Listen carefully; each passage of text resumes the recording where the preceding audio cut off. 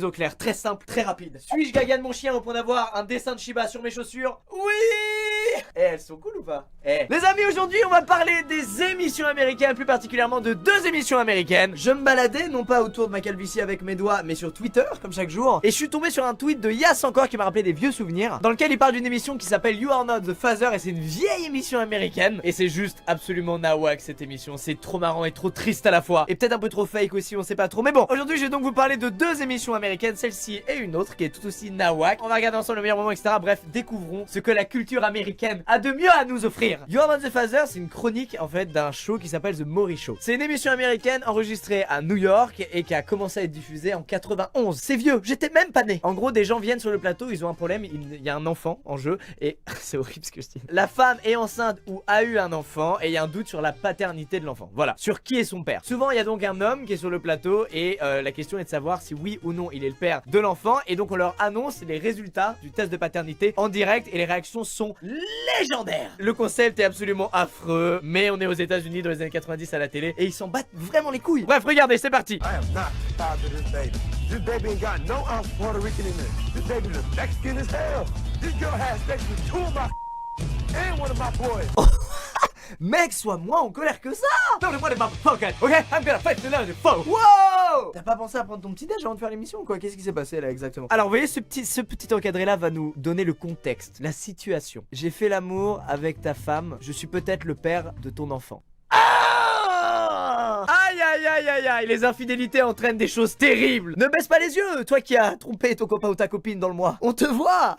This baby got 10 different fathers, and I ain't one of them. Mec, t'es tellement vénère, je te jure que même l'enfant n'a pas envie que tu sois son père. Je te jure, calme-toi. He's a little bit worked up. Here's Jose. Jose, come on out. José qui arrive sur un plateau en faisant un fuck direct, ça me tue. Bon alors je contextualise, le mec est hyper vénère parce que c'est sa meuf et qu'elle l'a trompé avec plein de mecs. On peut comprendre qu'ils sont énervés, mais surtout du coup ils ont eu un enfant et elle le trompait déjà avant qu'ils aient l'enfant. Donc qui est le père? Who's the daddy? Trop de drogue! Trop de drogue dans cet homme! J'ai pas compris, tu peux répéter? Encore peut-être? Ok.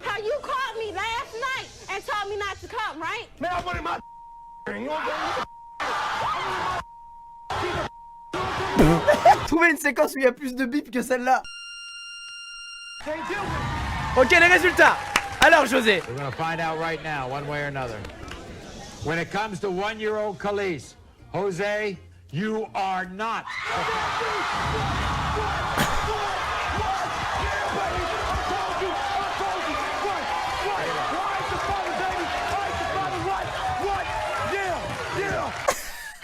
Tout ce cinéma, ça me tue. Il est soulagé parce que s'il était le père de l'enfant, il était engagé auprès de cette femme, il a eu un enfant avec, même s'il y a eu tromperie, etc. Enfin, ça complique tout, psychologiquement, c'est terrible. Le mec, le fait que ce soit pas le père de l'enfant, il a plus aucun lien, aucune attache avec cette femme et il se sent libéré. Ok, nouvelle situation. C'est un couple et il y a une 3e personne qui est arrivée dans ce couple, un homme. Sauf que le couple a eu un enfant et quand le mari a appris que sa femme l'avait trompé, il s'est posé la question sur la paternité de son enfant. Les résultats. When it comes to 1-year-old Isaiah, Jay, you are not. Elle est contente ou pas? Je comprends pas. Sa chute était incroyablement théâtrale. Prenez des cours pour apprendre à tomber de cette manière. Les plus grands réalisateurs d'Hollywood vous appelleront tout de suite. You are not.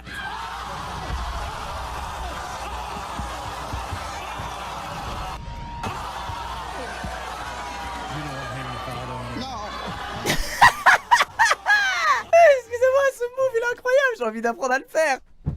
Oh, je suis pas le père. Cet enfant sera triste toute sa vie. Et moi je suis content. Wouh. Le mec pose à côté de la meuf qui pleure en disant: je vous ai dit que j'étais pas le père. T'es pas le père, mais ça ne t'empêche pas de respecter cette femme. Attention. Oh là là, 2 bébés, 5 hommes soumis au test de paternité. Qui est le père? Ouais mec, ça devient Koh-Lanta là, il y a trop de mecs sur le plateau. When it comes to 1-year-old Addison, Brian, what's up? What's up, il répond. Le stress dans ses yeux. You are not.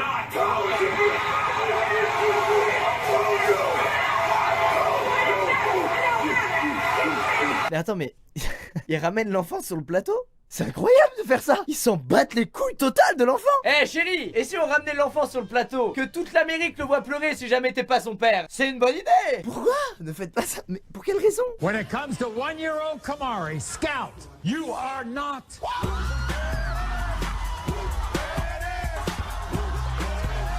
C'est incompréhensible gros. C'est des réactions que tu pourrais voir quand il reste 2 Miss France et qu'on donne le résultat de qui est la grande gagnante. C'est pas des réactions que tu vois quand on t'annonce que t'es pas le père. C'est incroyable.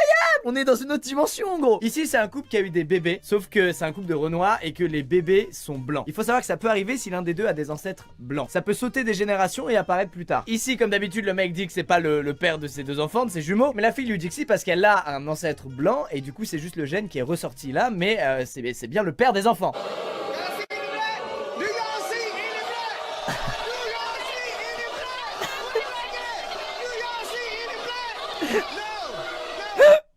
Il est borné. Je viens d'expliquer pourquoi son raisonnement est faux, mais avouez qu'à sa place, en vrai, on ne peut que douter. On ne peut que douter. Les résultats sont là. J'ai envie de me lever avec les gens. Oh là là, elle est sûre d'elle, il est sûr de lui. Qui a raison? Marco, you are not.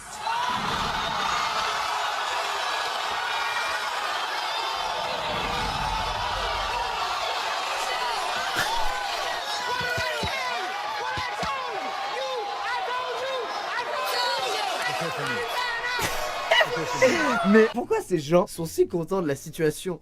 J'arrive pas à comprendre, c'est horrible pour les enfants. Il y a aucune raison d'être content de ce qui est en train de se passer. Quand t'as un blême comme ça, je pense dans ton couple d'une gravité pareille, c'est horrible quand même. C'est vraiment en question de ta paternité, c'est hyper hardcore. Mais si c'est vrai, c'est ouf de se dire, vas-y, viens, on va sur un plateau télé devant des millions de téléspectateurs pour régler ça. C'est le dernier truc que t'as envie de faire quoi. En vrai. Attendez, il y a un mème. Il y a un mème. You are not the father.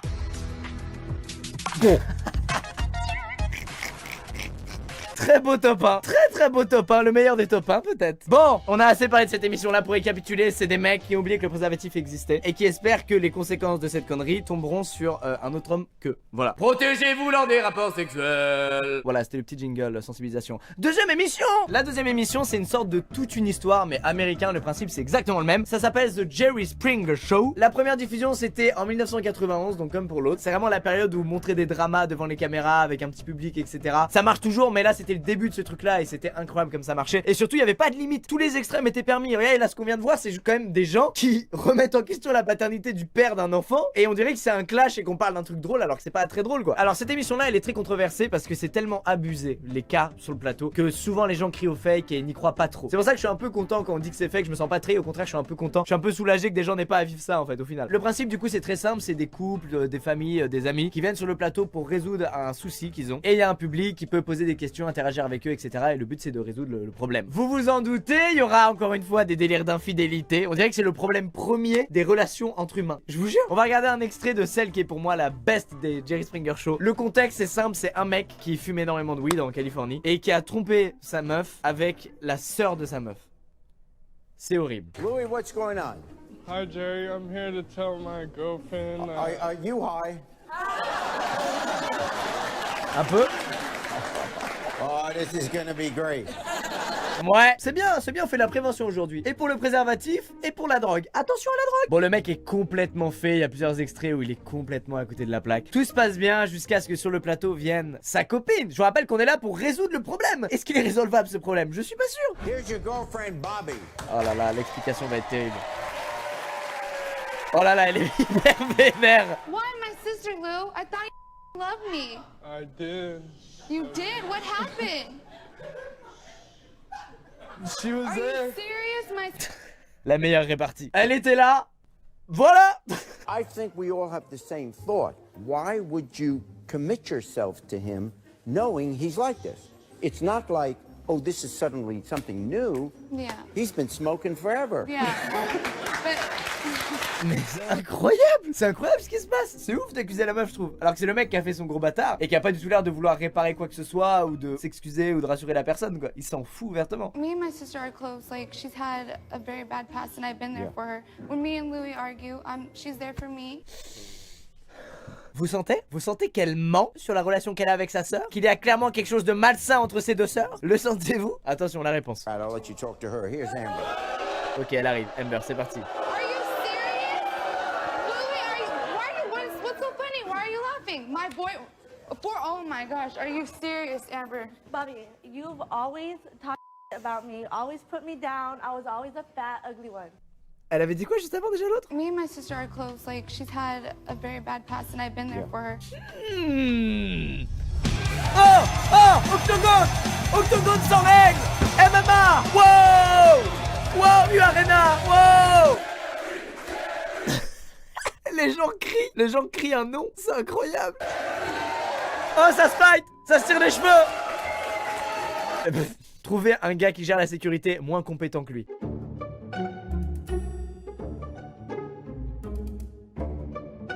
Ça n'existe pas.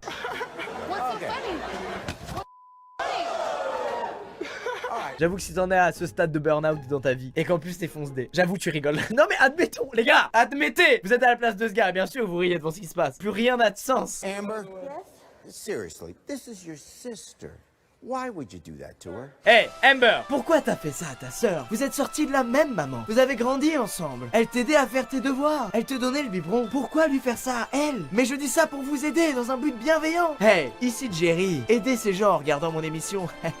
L'émission se termine avec les deux meufs qui continuent de se taper dessus et rien n'a été résolu. Tout le monde s'est juste dit les choses en face et voilà, fin de l'émission, ça n'a servi à rien. Ils auraient juste pu faire la même chose, mais pas devant des millions de gens. Juste dans leur coin, tranquillement, personne n'est au courant, voilà, c'est très bien aussi. C'est la fin de cette vidéo sur les émissions américaines. Alors j'en ai parlé que de deux parce qu'il y en a d'autres qui sont vraiment très hardcore. Voilà les émissions qu'il y avait pas mal, les talk shows qu'il y avait aux US dans les années 90, c'était vraiment du gossip, de la télé-réalité. C'était les prémices de la télé-réalité en vrai. Le but c'était vraiment de divertir et de mettre des gens dans des situations horribles sur un plateau pour qu'ils en parlent et qu'il y ait des tensions, etc. Le tout en faisant genre, mais c'est pour leur bien, on veut les aider. Pas du tout. On t'a vu, nous. On se retrouve très vite pour parler d'autres sujets et d'autres bêtises. Je me suis régalé à faire cette vidéo. Régal, je suis de bonne humeur. Je vous dis à bientôt dans une prochaine vidéo. Portez-vous bien. Bye.